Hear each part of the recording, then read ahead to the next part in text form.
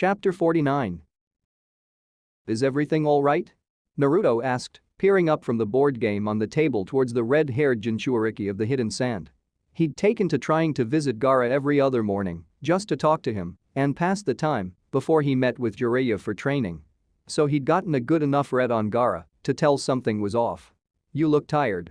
I have been experiencing nightmares of the one-tailed raccoon, Gaara admitted, causing Naruto's expression to shift in alarm at that from knowing that the reason for his insomnia previously was because, if he was asleep, the chakra demon within him would begin to torment his mind. Has something gone wrong with the seal Jiraiya placed on you? They have checked the overlaying seal and found nothing wrong, he stated. As far as I can tell, they are presuming that it is simply nothing more than nightmares. So once my curfew sets in, they provide me with a sleeping pill to ensure that I at least get rest. However, it is bothersome that I cannot enjoy my sleep anymore. That's rough, Naruto couldn't help but say. He was amicable to sleep, but Gaara had been unable to do so for years since having the chakra demon implanted within him. It was a luxury to him that he enjoyed, a silver lining to his captivity that also played into why he was being a model prisoner. And it's just started happening recently? Yes, though I can't fathom why it started in the first place. I can only hope that it does not linger. Gaara then turned his attention back to the board and moved his piece, taking the place of one of Naruto's and capturing it. How have you been progressing in your training? About as well as I can, I guess. It had been roughly a few weeks since Naruto had been bound to the village, arguably for his own safety after the attempt to retrieve Anko Mitarashi had failed. Karen didn't take it well, and Naruto felt frustrated himself since he felt partly to blame for it after losing control, so he'd put more effort into his training as well. He had gotten the invisibility technique down for the most part, though it didn't last long for him since yin chakra wasn't exactly his forte, despite having Sakura's help in learning how to convert it. The Rasengan was somewhat coming along as well, since he had to learn to form it without a clone to handle the rotation and containment. And he'd made good progress in learning to use his wind element. However, he was struggling with the more inner-focused parts of his training. He was supposed to meditate, learn to still his body, and quiet his mind. But he found it extremely difficult to do so when he had so many other concerns. Hopefully they'll get rid of those cursed seals on them soon, Naruto thought to himself as he made his next move on the board and moved the conversation along. So, did you read the letter you were sent by your sister? I have, he said. It merely inquired into my health and informed me of some minor changes within the village. It would seem that, so far, things have improved somewhat with the new Wind Daimyo, though at present they haven't selected a new candidate to become the Kazekage. Any idea who they'd choose? The candidates for it would need to someone of prowess and social standing, or possibly possessing a bloodline similar to the third Kazekage and my father. As I was only told what was needed in relevance to my missions and my handler was executed, I am unaware of their choice. He knocked over another piece on Naruto's side. And this is my victory. Huh? Naruto looked down to see that he was in a position where he couldn't make any moves. He was forced to concede defeat. One more round before I have to leave? Training ground. Kiba gave chase as Sakura ran through the smokescreen lot and training ground. She was fleeing, trying to use the smoke to obscure her presence until the time limit ran out. But it was pointless as he and Akamaru closed the distance as a whirling pair of twisters from the front and back, cutting through the air with ludicrous speed. Gotcha! Kiba announced as he and Akamaru stopped their spinning and turned the momentum into a lunge, arms outstretched to pin her down. Yet the pair ended up sinking through her and crashing into each other, ending into a tangled mess of limbs as they hit the ground. Kiba watched as the clone proceeded to disperse and swore under his breath. Then the sound of parting air reached his ears. He spun off the ground along with his transformed ninja hound, getting back onto his feet in time to avoid the hail of dulled kunai that came from the above. He watched as Sakura pulled herself out of the tree she was half sunken into and then ran off into the smoke again, leaving him snarling in frustration. Kurenai-sensei had given their unit the task of chasing down and capturing Sakura within 15 minutes as part of a training exercise. Normally it wouldn't be a problem for them to deal with since, between the three of them, there was no way she could reasonably get away. They were awesome like that after all, and Sakura was just one kunoichi, even with those extra lessons that Kurenai had been giving her. However, after 10 minutes of chasing her down and God knows how many traps she'd set up, meaning she knew damn well ahead of time they were going to do this exercise, while they didn't, he just wanted it to end. So he had been more than a little frustrated when he and Akamaru picked up her scent and rushed towards her again. They poured on the speed to catch her once he found her crouching down and preparing another trap. This time he felt resistance and held fast, pulling her arms behind her back as Akamaru grabbed her legs to stop her from getting away. Finally. Her figure wavered and flickered out to reveal that it was his teammate. Shino?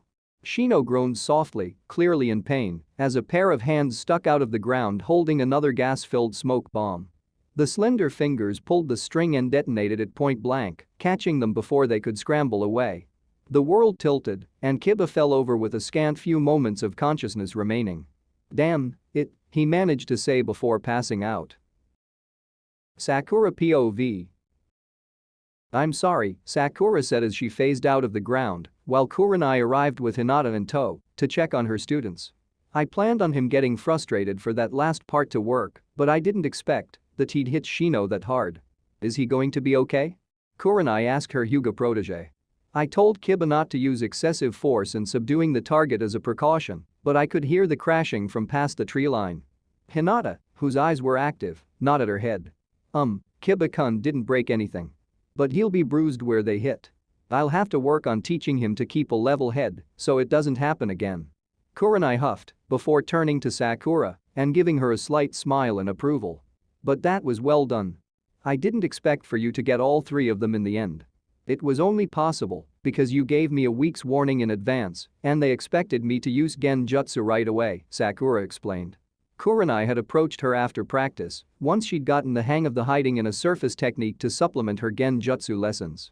She wanted to observe how her students would react to an unexpected scenario, which was in this case being a target who knew in advance they would be coming and had foreknowledge of their abilities, a very real possibility if they became more renowned over time. Naturally, they expected Sakura to use a Genjutsu right off the bat since that was what Kurenai was known for. Genjutsu worked best when the target didn't realize they were under one, so that naturally put her at an even greater disadvantage since Sakura knew that all three of them could track and disable her with relative ease. It was a challenge to plan for, to say the least. "I expected you to make preparations," Kurenai admitted. "But the order and execution were almost perfectly done, given the time constraints. None of it would have worked if you hadn't removed Hinata. That's why I aimed for her first." She turned to Hinata. "No offense, but I couldn't think of a way to get anything done since your eyes made it too difficult to hide what I was doing compared to the others. So I considered Naruto's match during the finals and asked Tenten how she would deal with your cousin when they practiced, to be safe. Then I came up with that plan." Said plan basically involved launching a ball of ceiling tags towards them, expecting them to dodge. It then forcibly released multiple other bombs that contained sleeping gas, blanketing the area they were in with it. Shino's insects could purge it from his body and Kiba could get out of the area quick enough with Akamaru, but she couldn't before it put her under. "Medics and sensors are the first to be targeted because you need to take out any advantages they bring to the opposition," Kurenai said in agreement as she turned to Hinata. "If she hadn't caught you by surprise, what measure would you have used to deal with it? And how did you being taken out change things for the group as a whole?" I would have held my breath and pulled back or try to use the rotation technique if I could manage it," Hinata said. "But I was surprised, so I didn't react in time. And because I had to be taken out of the area, Shino-kun split from Kiba-kun and Akamaru. Which was what I wanted," Sakura added. "Shino could cover a larger area with his insects, but he's slower than Kiba and Akamaru. Since internal Genjutsu requires a developed brain and their insects that track through scent and sight, he would ideally be able to find me faster and be unaffected by Genjutsu. So he'd respond by spreading a net. That put a good portion of his hive out for her to deal with. Naruto had gotten to the point where he could simply use a wind technique to blow them away or spread clones out for them to deal with, while Sasuke could burn them all with fire. But Sakura needed to reserve her chakra, so she took another page out of Naruto's book and used concussive ceiling tags filled smoke. She'd considered using the same gas Naruto used during the finals but decided against it since she'd be affected too, that were altered to radiate out in a larger area. At the expense of having less force behind them. Being so small, his bugs were a lot more vulnerable to the shockwaves disrupting their internal systems and thus easier to kill. And with the smokescreen up, Shino wouldn't risk going too deeply into it without replenishing his hive. so he'd have the remainder ready to guard him against any frontal attack she could make as he hastened the process of hatching them within his body, locking him into one place. Sakura then turned her gaze towards Kiba and Akamaru. As for them, Kakashi-sensei raised ninja hounds, so I asked him for advice. Ninja hounds are vulnerable to internal genjutsu, allowing me to start interfering with their senses like what was done to my team during the Chunin exams by the team from Hidden Rain. I had to be gradual in doing so, slowly altering their sense of smell and hearing while putting up a chase so they didn't notice. But by that point they were frustrated enough that, when I led them to where Shino was and sank into the ground, they struck first without realizing the switch. And that allowed you to bypass Shino's insects since you couldn't get close to him, Kurenai finished. Misdirection and deception are the most powerful tools available for someone who doesn't fight head-on. If you keep that in mind, I'm sure you'll excel in the future. Thank you for the compliment, ma'am. Karen POV. The mystical palm technique generates the chakra that allows it to hasten the body's recovery depending on where it's directed, but you have to make sure that you don't overdo it, Shizuna instructed as she went around observing the various attendees of her medical training course. Before the fish suffocates, you should be able to discern both the nature of the wound, the cause of it, and fix it. Once you're done, place it back into the bowl and record it on the report. Yes ma'am, the students as a whole responded, Karen included as her hands shone with pale green light. They'd gotten a basic understanding of anatomy and practiced generating the medical chakra necessary to use the mystical palm technique. The green hue of the chakras seemingly came from the balance between yang chakra and unaligned chakra, giving the body-enhancing qualities of the former while maintaining the versatility of the latter. There were other techniques a medic nin would need over the course of their career, but for first aid and emergency treatment, it would suffice. She held it over the bleeding fish in front of her that writhed sluggishly, likely drugged and numbed to the pain from a cut in its side that allowed its blood to leak out. The chakra sank into its body and spread through her chakra control, mapping it and giving her insight into the nature of the wound. It was a shallow cut that severed a few veins and arteries, the length of which was precisely 3 inches long, and done cleanly with no fragments from a blade or particles. Most likely wind chakra or a chakra scalpel, she reasoned. To be safe, she activated her mind's eye and narrowed her focus on the fish to search for any traces of lingering chakra. Impressively, it took her a few seconds to pick up the chakra signature within it. The cut was so cleanly done and with so few traces of chakra that it was like trying to pick a black grain of sand in a patch of white. Committing it to memory for the time being, she concentrated on the wounded area and used the medical chakra to have the fish's body constrict the blood vessels to avoid any more of it from leaking out. Then she began to hasten the healing process, destroying dead cells, having the immune cells clean the wounds, rebuilding the lost tissue to repair the damaged veins and arteries, and repairing everything else. Another scan followed, searching for any mistakes she made. It wouldn't do to make the arteries too weak to support the flow of blood. Once she was sure that it was fine, she normalized the bodily functions that she had been manipulating. Then she pulled as much of her own chakra out of the fish before gently placing it back into its bowl and writing her report. Of the 30 or so applicants in the course, most of them had ended up killing their fish in the end by either healing them wrong or letting them suffocate. Others had been more successful to varying degrees. Karen's was swimming in its bowl, waiting to be inspected along with her report as she sat patiently while deep in thought. The Hokage had added Anko's name to the memorial stone since she was thought dead, or at least MIA. Karen had broken down crying upon hearing that at first. Not just because they hadn't managed to save her, but because she knew Kabuto. Her fears about returning to captivity and within his grasp was because she knew exactly how dangerous he was and some of the horrific things he was capable of. Death would be merciful compared to finding her alive after whatever twisted thing he would do to her. And knowing that she was in the mad medic's hands because the woman chose to save her, and Naruto only added to the gnawing sense of guilt deep in Karen's heart every time that she went home and looked at the door to her room.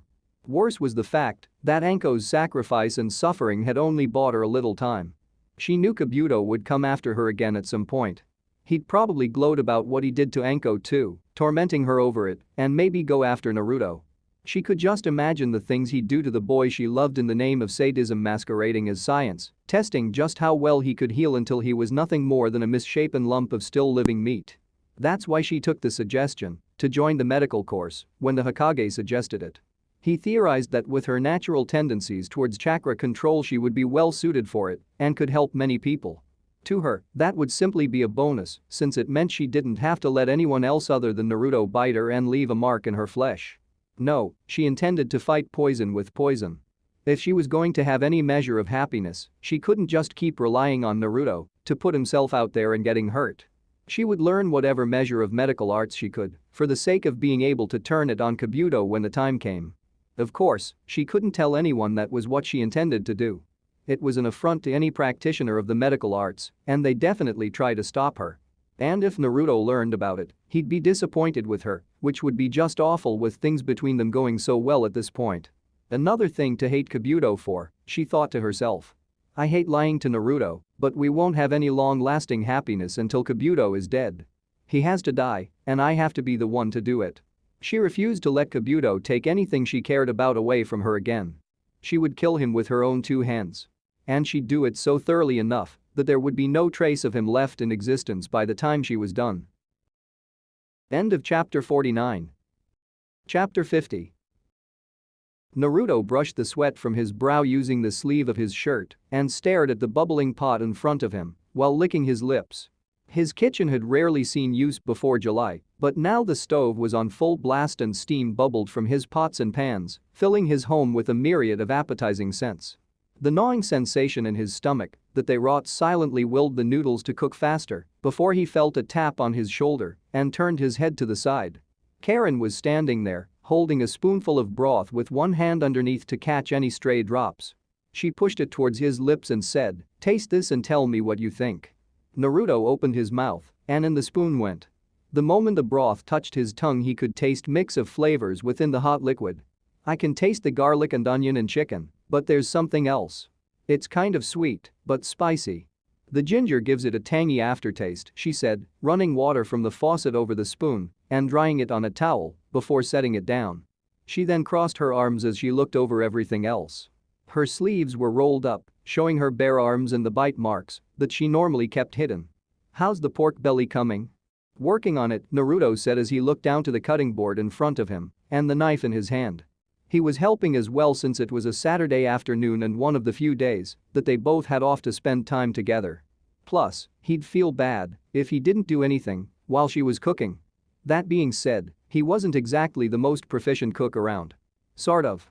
Karen's brows rose at that and looked over his shoulder towards the meat. You have to cut it more neatly. Let me show you. She then positioned herself so that she was against his back. Her hands glided down his arms until they reached the back of his hands and grasped them firmly. From there she guided his limbs with her own nestled against them. You can't read it like a kunai or throwing knife. Use the points to carve into it in a single motion. As she demonstrated, slicing the pork belly neatly a few times, Naruto caught a somewhat pleasant scent coming from her. Which was strange, since she had been working on the broth since early morning and had been exposed to the heat the longest. Hey, are you wearing perfume? Karen released him and smelled herself, looking somewhat bothered. That friend of Sakura's, the Yamanaka, apparently figured out we were dating, and one thing led to another. Since I figured I'd be sweating a lot, I thought it couldn't hurt. Does it smell too strong? He shook his head and clarified before there was a misunderstanding. I just noticed it smells like flowers. He looked back to the pot. Still, I didn't think making ramen was this hard or took this long. Karen nodded as she began peeling the boiled eggs under the cold running water next. My mother once said that you appreciate the food you like more when you put in the effort into making it. Besides, learning to cook on your own is good for when you live alone. It's helped me when I needed to pass the time back in grass. That reminds me, what kind of cake do you want for your birthday? The knife in his hand paused its cutting at the mention. Huh. Your birthday is coming up, isn't it? Karen clarified as she set the eggs down in a bowl and then turned to him again. You're going to celebrate it, right? Ah, he set the knife down, sighed, and rubbed the back of his neck at that before looking away from her. I don't usually celebrate it, given everything that happened that day. The day of his birth was also the day of the nine-tailed fox's attack on the village. A lot of people died on that day, including the fourth Hokage, who he had learned was his father. Being the one housing the tailed beast, the last thing people wanted to see running around was him, so he usually stayed out of sight with the exception of a few people. It honestly hurt that day more than others. Years were spent where he'd just want to be acknowledged by the kids around his age, only to be shunned or ignored as he watched them go home to the people they loved while he only had an empty apartment waiting for him. And while the folks at Ichiraku's, the Hokage, and later Iruka made things better, at the end of the day he was still alone in the world. Karen seemed to get what was being left unsaid as he trailed off. She brushed her hands clean on a towel and then pulled him into a hug. The wellspring of painful and depressing memories of birthdays spent alone in the past faded as she held him close. "That was before now," she said softly in his ear. A sense of comfort blossomed in his chest between the warmth of her body and gentleness of her voice. "So many things have changed for you in the last few months, haven't they?" Whereas before people would have ignored him, they cheered for him at the finals. He'd made friends with his teammates, Konohamaru's group, and a bunch of other people. He found out the identity of his family and even found out he had a clan at one point, with Karen being part of it. And he even became a Chunin, moving him one step closer to his dreams. "Yeah, you're right." Hearing the more positive change in his voice, she smiled. "So, how about we have a small party with your friends and teammates that day?" "That does sound nice," Naruto admitted. "But I'm sure they'll be busy. It'd be a bit selfish for me to want to take up their time like that for myself." "It's okay to be a little selfish." Karen leaned her head forward so that their foreheads were touching. A spot of crimson decorated her cheeks as she added, "I've actually been struggling to find a gift for your birthday too after that date you took me on, so I figured it'd be more fitting if I could instead make a great memory for you." Oh, he hadn't realized that she was thinking that hard on it for so long, in between getting her license and her own training. If it put her at ease and made her happy, who was he to argue? And, if he had to admit, it would be nice having a party with others, if he could for once. "Well, if that's the case, I'll look forward to it." Karen nodded in approval and pulled her head back as they separated. "I'll talk to Sakura and have her help me with the invitations. Depending on how many people there are, we may need to arrange to hold it somewhere bigger. And there has to be enough food and cake." "What kind do you want?" "What kind did you have for your last birthday?" he asked, only to see her expression freeze in place. "What's wrong?" "My last birthday wasn't too long before we met, but I didn't do anything special," she said, after a moment. "I was all alone and had to focus on getting ready for the exams with my asshole teammates and other stuff. I wouldn't have been in a position or have anything to really celebrate until I ran into you." Naruto felt a smolder of anger stirring in his chest at that. Back then she was with Orochimaru and Kabuto. Knowing how scared she was of them, she would have been more afraid of dying than worrying about celebrating her birthday. As lonely as Naruto had been, he could still call this village home. She hadn't been so lucky. "Next year then," he said firmly. The shift in tone was enough that Karen took notice. "Next year we'll do something really special for your birthday. I promise." "I'll look forward to it then." Karen turned towards the sink, hiding her face from his as she brushed her eyes with her hands. "Anyway, let's finish making the ramen." Grrrrrrrrrr. Naruto's stomach quite loudly agreed with a growl that was audible above the bubbling pots. He felt a bit embarrassed as a result. It served to change the mood of the atmosphere at least as a good-natured laugh followed from Karen, leaving her shoulders trembling as she kept her back to him. Once she caught her breath, she turned her head around and gave him an earnest smile that made his chest feel lighter. "Just wait a little longer, and I promise it'll be worth it." With a nod, Naruto got back to cutting the pork belly. It took a bit more time, but they managed to finish the tonkatsu ramen ingredients and put it together. Karen had been right when you appreciated the foods you like more when you put more effort into it, since it was easily the most delicious thing he'd eaten since he first tasted ramen. "Naru home." "Naru, open up," said a masculine voice after a series of knocks against a wooden door leading to the basement. "The food's ready." The ceiling expert failed to register her boyfriend's voice as her eyes went over a copy of a layer of the Divine God sealing array on the paper in front of her. It was a thing of such beauty, with every curvature and line being done by the hands of what was clearly an unparalleled artisan, that everything outside of it and her were a black void. She couldn't help but admire it, with everything being done so meticulous and precisely that, if she didn't know better, she would presumed that this was the entire ceiling array rather than merely a layer. Such efficiency and skill must have taken a lifetime to hone. Years or decades must have been dedicated to carving it based on how many layers there were. If she had to guess, it was practically done as an offering to the god in question that was sealed within the mask.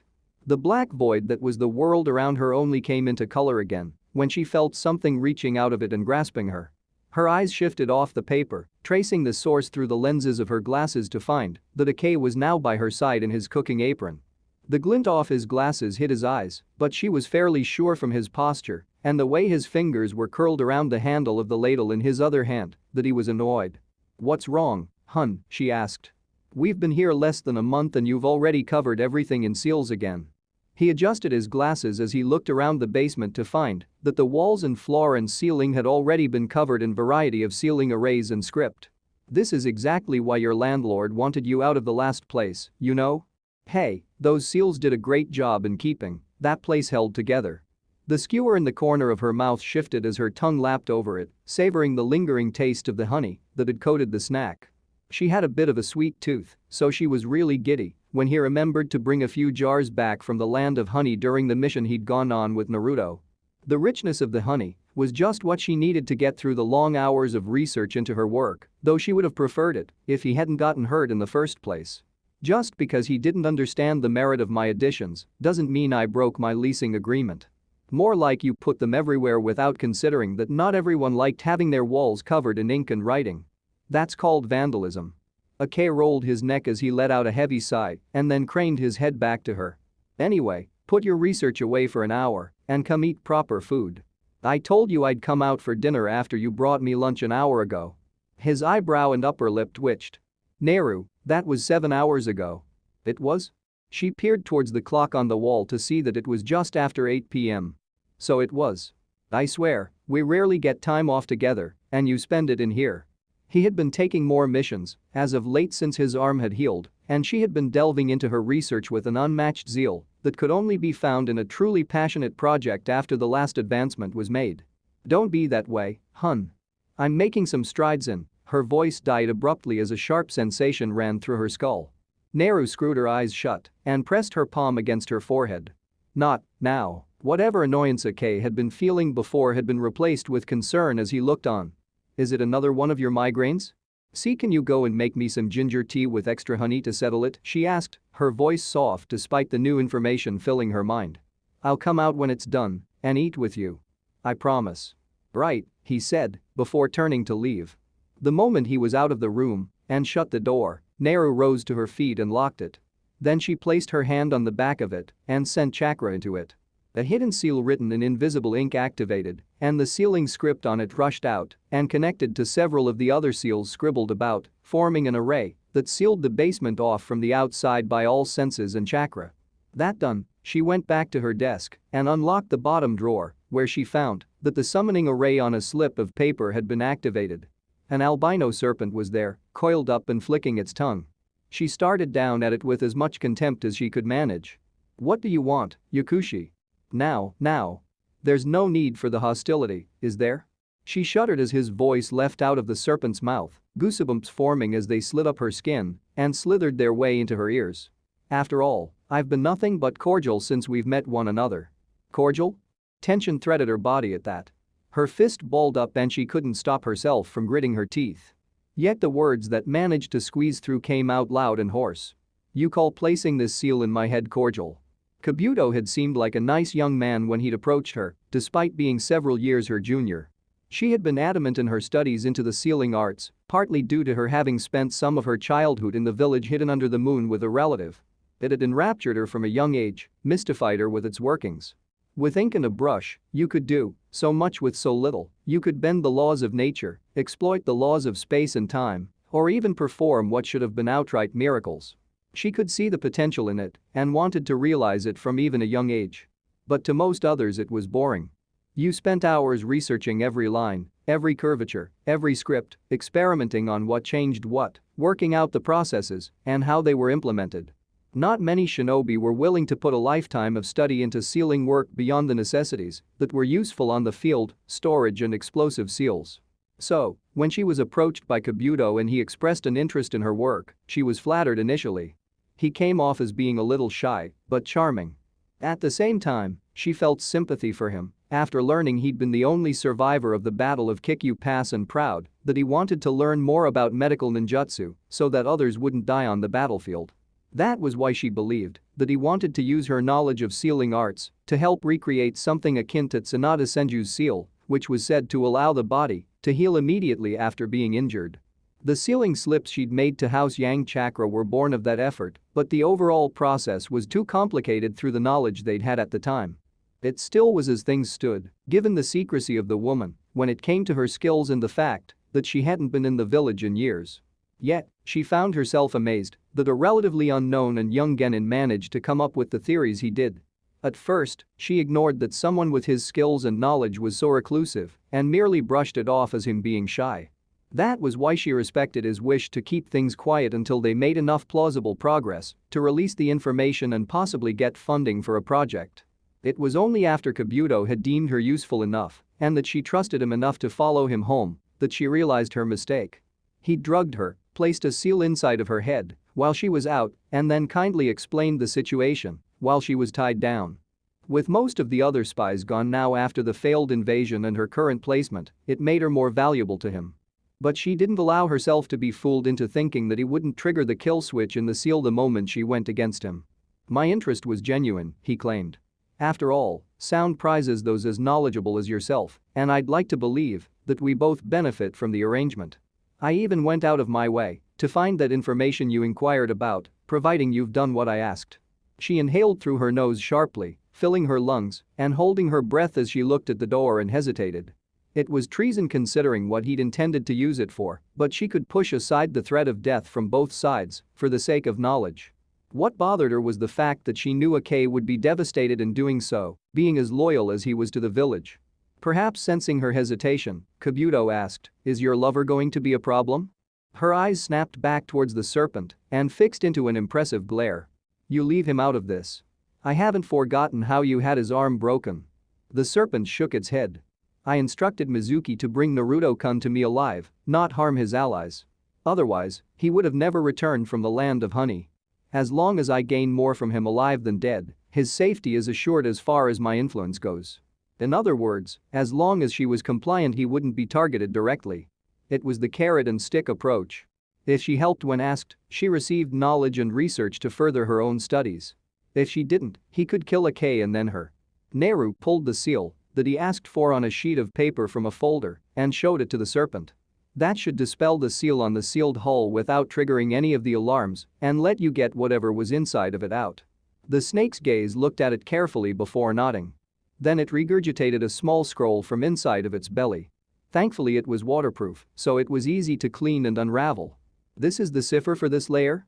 She looked between the copy of the layer she had been studying prior and it. It was exactly what she requested. "Where did you find this?" "I had it compiled straight from the source," Kabuto said through the serpent as it took what she had made and placed on the summoning array. Her eyes froze in place and a weight fell into her stomach as the emotional part of her caught the underlying meaning to his words and hung on them. "You raised them from the dead, didn't you?" He didn't deny it. One should strive to attain knowledge, no matter what it takes. That drive is the mark of a true researcher, after all. Neru couldn't say he was wrong. Not exactly. Regardless of how he got it, this was a piece of lost history in her hands. The potential good it could do and the lost knowledge they could regain outweighed briefly disturbing the eternal slumber of the dead, right? Her musing on it was disturbed when she heard knocking on the door, signifying that Akei had finished the tea. He couldn't get in with the seal active or hear anything. But he would get suspicious if they carried on longer. "I'll leave your seal undone until midnight," Kabuto said through the serpent. "Have your report ready by then, and we'll move on to the next assignment I have for one of your talents. You'll be working on undoing one of Jiraiya's seals this time, so I expect it to be a challenge, but within your capabilities." Neru pursed her lips at the thought of the challenge, but nodded her head. Even if she had regrets, it was too late for them now. Shutting the dresser and locking it again, she sealed away the evidence of her treason. Karen POV. Time passed until it was a mere 3 days before Naruto's birthday. Karen found herself absent-mindedly tapping her pen against a clipboard in her hand while looking at the list of names written upon it. They were all the people who would be attending Naruto's birthday celebration, mostly his peers that Sakura had talked to about it, and the 3 little kids that he played with occasionally. The adults would mostly be working, but promised to show up if they could. "There will probably be about, maybe 20 people," she said to Ayame, who was sitting opposite of her. They were inside of the back of the ramen stall at the moment, with Teuchi manning the front as the sun set in the distance and night closed in on the horizon. We'll probably need to make a second cake then, AM amused, before a thought came to her mind. Then again, maybe we should probably make some lighter desserts for the girls instead. Just in case they're watching their weight. Red hair lightly swayed as Karen shook her head and handed over the list to the older girl she'd come to regard as reliable. Most kunoichi get enough exercise that they burn it off quickly, so you don't need to worry about that. That's convenient. There was just a hint of envy in Ayama's playful tone as she recognized one particular name on the list. If Kiba-kun is there, Akamaru-kun will be too. The puppy has quite an appetite for meat. You're right, Inuzuka and their partners are usually inseparable, her frustration compounded when she looked over another name on the list. And one of them is an Akamichi too, so he might have a larger than average appetite to compensate for his clan's techniques. Karen bit her inner lip lightly at the oversights on her part as she added a note to compensate for the pair respectively. But it was a blunder that shouldn't have happened. To be safe, she ran her narrowed eyes over the list again frantically to ensure she had caught everything this time. Ayama set a hand on her shoulder, causing her eyes to snap upwards. Calm down. You're doing more than enough. I just want to make sure that it can be as close to perfect as possible to make up for the date he took me on, Karen confessed. If I don't put everything into it, it'd feel like I wasn't doing enough. Naruto wouldn't be happy if you overdid it and stressed yourself out for him, Ayama said in turn. It might just make him feel guilty. Believe me when I say you've done enough at the moment and that he'll be happy with things as they are. Karen took a moment to register Ayama's words. Then she sighed and set the list down on her lap. You're right. Thanks for that and helping with this. I've been meaning to give catering a try for a while now, so it'll be good practice, Ayama said, putting on a smile before she stood up and stretched her arms. We can start the day after tomorrow, so why don't you head on home and relax for a bit? Karen nodded and brought the meeting to a close, but her destination wasn't her own home. It was Naruto's. She wanted to at least tell him that the location was set and everyone who planned on coming. However, when she checked to see if he was inside with her mind's eye as she neared the building, Karen noticed there was familiar chakra signature in there with him. Jiraiya, or a shadow clone of him at the very least, judging by the amount of chakra he possessed. Curious, but not wanting to really eavesdrop on them, she instead knocked on the door and announced herself. Naruto, can I come in? Yeah, just a second, was the response through the door. It was more like 5 seconds though before the lock clicked open and the door followed. Naruto gave her an infectiously warm smile and stepped aside for her to enter. You've got really good timing, Karen-chan. I do? She looked over to the toad sage sitting at the table with a cup in front of him. Maybe he was the original and the shadow clone was off doing something else? What's going on? I originally came here since I figured you'd be here at this time, Jiraiya said. We've managed to work out how to get the cursed seal off your leg. Surprise blossomed on her face at that. You have? He nodded and gestured for her to take a seat. Once she did, he began an explanation. The cursed seals have always been something of an enigma when it comes to Orochimaru's work to us. It simply did too many things, acting as secondary chakra source, the changes to the body and mind, the difficulty removing them, and so on. But there was one thing that was consistent with all of them so far, the method that he used to implant them. You mean through a bite? She asked. A snack-a-bite to be specific. But yeah. He took a quick drink of whatever was in his cup before he continued. Orochimaru, myself, and Princess all have contracts with the snakes, toads, and slugs respectively. Each of them has certain secrets arts unique to them, but they're at least aware of each other to some extent. So, after a little work, I managed to figure out that natural energy was involved. Karen's brows folded in at that. I don't think I've heard of that. It's sort of like chakra that the world itself gives off, he said, simplifying it to a great extent. The snakes and the toads draw it into themselves to become stronger, and sage training allows shinobi that meet the requirements to do the same. Somehow Orochimaru injected foreign cells that passively take in natural energy and that basically serves as the keystone behind the different aspects of the cursed seals, the transformation, the additional chakra, and everything else. But the body should reject foreign cells, shouldn't it? At least that was what she knew from the medical courses. Foreign cells, foreign chakra, those sorts of things are rejected by the body over time, with the more radical changes resulting in more violent rejections. Even medical chakra has to be regulated properly to avoid that happening to a patient. Jiraiya frowned, but didn't deny it. That's part of the reason it has such a high fatality rate for the stronger heaven and earth seals. But if the body can handle the implantation process, it combines with the chakra inside of the seal's base and gives them varying stages of strength, feeding off their chakra and replacing it with sage chakra that comes from mixing natural energy with normal chakra. For the weaker seals, like the seal of subjugation, the natural energy just anchors it and allows the seal to carry out whatever function it's supposed to do. And because it can take in that energy passively and convert it into chakra over time, so long as the seal's output doesn't surpass the amount taken in and stored over time, it lasts until their death. Karen had grown increasingly uncomfortable after she listened to the explanation. Tension threaded her body, leaving her fingers balled tight in her lap. But you can remove it now, right? The procedure to remove the cursed seal can be done as early as tomorrow, but it'll take a few hours and we've got to pretty much block off your chakra network so that the chakra present within the seal doesn't leak into it, he said. And we'll have to drain the chakra naturally present within your body too, so it'll lose its healing properties until it naturally stores up again. But once we purge the natural energy and then surgically remove the foreign elements, you'll be up and moving within a day, and that excess chakra can be stored away for emergencies. I'll go through with it tomorrow after I make sure we get everything we need for Naruto's birthday, Karen decided after some thought. While she could wait until after Naruto's birthday, getting rid of it as soon as possible was better since it wouldn't be a constant weight on their minds. I'll make the arrangements in your place and foot the bill for everything, Jiraiya said, rising out of his chair and to his feet. Just focus on getting a good night's sleep and we'll have Anbu pick you up in the morning. After that, Jiraiya bid them goodbye and then departed to handle other business. He'd been busy as of late, according to Naruto. That left the two of them alone in Naruto's apartment. Naruto shut the door softly and then turned to her, asking, "You sure about doing this so soon? The sooner it's gone, the easier it'll be for me to relax." She pulled off her glasses and rubbed her eyes. "I don't want to be helpless again, because it can be turned on at the flip of a switch." "Yeah, that's definitely for the best," Naruto agreed. "Plus, the fact that they can remove it from you means they can remove it from Sasuke too. He's been stuck here as long as we have so he'll probably be happy to know that much. I'll have tell him the good news. When you do, remind him to show up at the party too," Karen said, recalling why she came in the first place.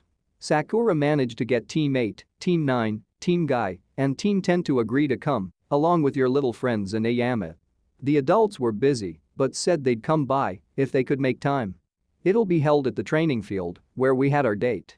That place held a lot of meaning for her, and the memory of it was still vivid in her mind. If she could make it, so he felt even a fraction of the happiness that she felt that night, then she'd call it a success. But it'd be better if she could return it tenfold. Naruto's expression softened. "So, they're really coming for my birthday?" "Of course they are. They're your friends after all." She rose to her feet and replaced her glasses before approaching him. Then, leaning in slowly, she moved her face close enough to feel his breath washing against her skin and pressed her lips together in the telltale motion for a kiss. Naruto tensed at first in anticipation, a blush forming on his cheeks. But the tension faded the moment her lips gently pressed against his cheek. And in its place, a pleasant warmth melted his mind. Karen felt the same euphoria rolling through her body as she lingered for a moment and the temptation bubbled up again. But she fought the compulsion to down and pulled back, settling for asking, "I'd better head home and get to sleep early. Will you walk me?" Naruto bobbed his head in a slight daze, the hint of a reddish hue coloring his cheek now spread throughout his entire face until he managed to snap out of it and followed her out. Midway there, he remembered he should tell Sasuke the good news and sent a shadow clone to do so for him. Sasuke POV. Torches illuminated the hidden space beneath the Naka shrine, a hideaway meant to be a shelter from prying eyes and discuss important matters involving the Uchiha clan. Privacy was essential for Sasuke, more than ever before. He didn't want to be disturbed or overseen as he underwent the process of elevating his cursed seal to next stage. Orochimaru's instructions within the storage scroll he'd been given had taken time to get through and practice. More so given that he had to do so alone, and failure meant death.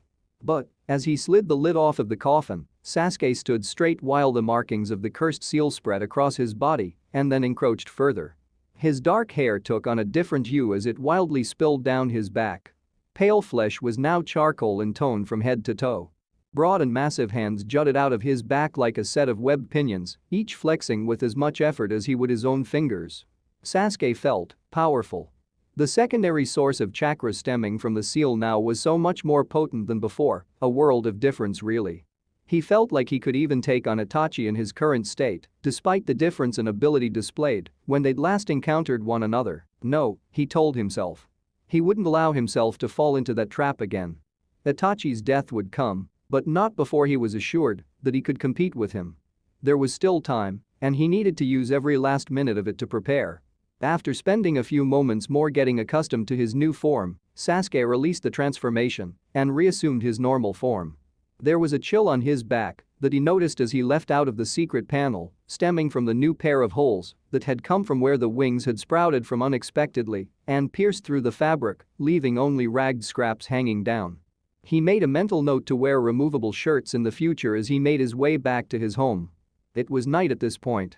The expansive veil of darkness draping the district was far more pronounced due to the fact that lights were largely unnecessary. The buildings were all empty save the one that Sasuke called his own, their occupants having been murdered by his brother years ago. Yet, there was a single, familiar voice that called out of the darkness from near the main road of the district as he neared it. "Sasuke? Where are you?" Sasuke's lips pressed thin and his brows folded inwards, out of annoyance rather than anger at the trespassing. He leapt up to the top of one of the buildings to look down on Naruto's clone wandering around aimlessly. "What are you doing here, Naruto? I've got good news for you," he said, sounding relieved. "They found a way to get the cursed seal off you." Sasuke managed to keep his face expressionless as that bit of news reached his ears. It really didn't surprise him. They were working on it for some time now, but he just thought it would take more time than this. Well, the timing could be worse, he thought to himself. There were still techniques Kakashi could teach him, but he'd gotten a good enough handle on using his Sharingan at this point that he could fill in the gaps under his own efforts. And he'd already decided that whatever tutelage the leaf could offer wouldn't be able to surpass what he had to gain from the cursed seal and the chance to face his brother and avenge his clan unhindered. So, all the clone did was signal to him that now was the time to leave. "Got it," Sasuke said as he jumped down from the building nonchalantly before stuffing his hands into his pocket and walking home. "You can find your way back to the entrance, right? I thought you'd be more excited that you'd finally be able to leave the village again once the seal was off," Naruto's clone said, slightly disheartened at the lack of a response. "And what happened to the back of your shirt?" "Training accident." He lied smoothly as he continued to walk towards his home. He'd already packed up the things he wanted to take with him, or at least as much as he could without raising suspicion if someone went looking around his room while he was out. So it would be relatively simple to grab the storage scroll and bag that it was all placed in, summon the snake, and leave the village undetected. Unfortunately, the clone continued to follow behind him while asking, "Well, you're coming to my birthday, right?" "Right, Kakashi and Sakura did mention that, didn't they?" Sasuke remembered after a moment. Given that he was planning to leave in less than an hour, he wouldn't be there.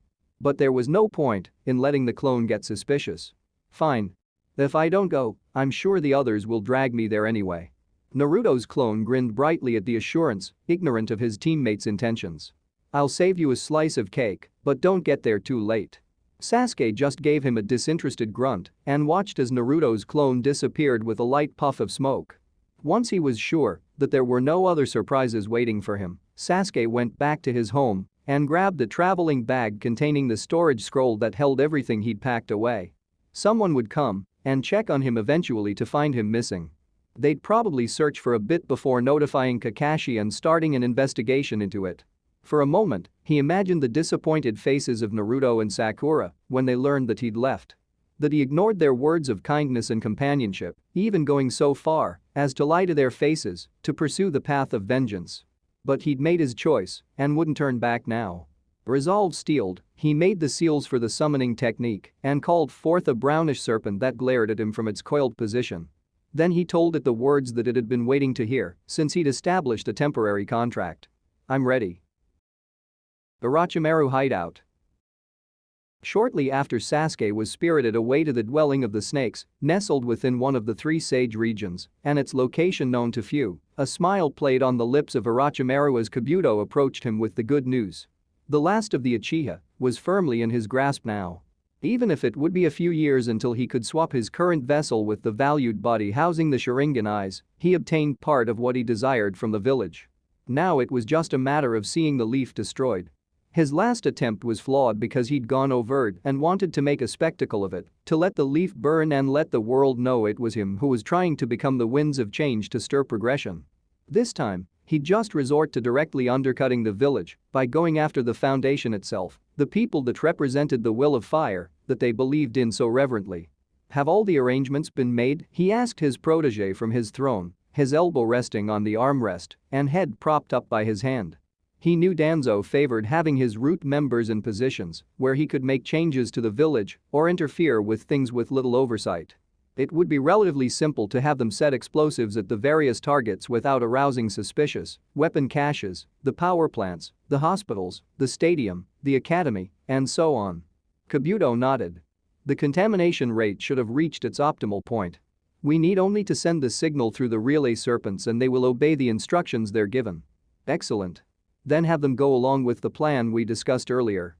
And have the remaining members of the Sound 4 carry out their own parts as well. Warn them that, if they fail this time, there won't be a third chance. As you wish, Lord Orochimaru, Kabuto said, before promptly leaving to carry out the request. Anko POV. Anko would scream if she could still move her mouth. At this point, what was left was just a mere shade of her consciousness. Akin to a dying flame with darkness closing in on all sides to snuff it out. It was only through her force of will that she was lucid enough to be aware of what was happening in her own body and mindscape. She was bound in what felt like a cocoon of pulsing, bloated meat that swaddled her so tightly that she couldn't move. The air was stagnant and rotting, with a Stygian darkness hiding the rest of the victims whose bodies he had stolen over the decades from her view, barring the few closest to her. Their souls had been dragged along with his when he stole their bodies, their consciousness and chakra utterly suppressed to the point they would never wake. The fact that she was lucid compared to them wasn't a mercy. Not when all she could do was sit there and listen as he plotted the village's destruction through subversion and terrorism. And knowing it was only possible because he'd used her body to do so after she'd been captured. Unable to do a thing to stop it, there was only one word to describe her current state: hell. It was a personal hell. Her greatest fears realized. And so she suffered in it, clinging to a frail and fleeting hope that, if she held on long enough, there would be a chance to crawl out of it and put an end to Orochimaru once and for all. End of chapter 50.